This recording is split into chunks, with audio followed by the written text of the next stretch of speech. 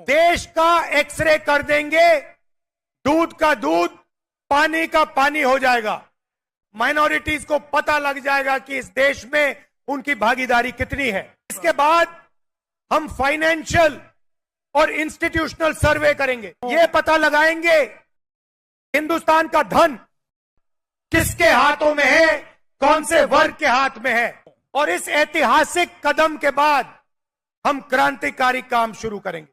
जो आपका हक बनता है वो हम आपके लिए आपको देने का काम करेंगे। आ देशની અંદર સૌને એક સરખો અધિકાર છે, ત્યારે આવા એક સમુદાયને ખુશ કરવા માટે આવા નિવેદન કરીને, આવા નિયમો બનાવીને એની સંપત્તિને લૂંટી લેવાનો જે કોંગ્રેસનો પ્રયત્ન છે, આખા દેશમાં એના કારણે એક હાહાકાર મચી ગયો છે।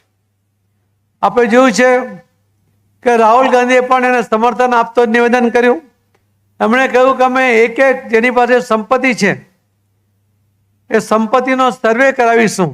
રાહુલે જે કહ્યું છે કે એમણે કહ્યું કે અમે સંપત્તિનો સર્વે કરાવીશું અને એ સર્વેમાં જે સંપત્તિ આવશે એ અમે વેચી દઈશું। કેવા લોકોને?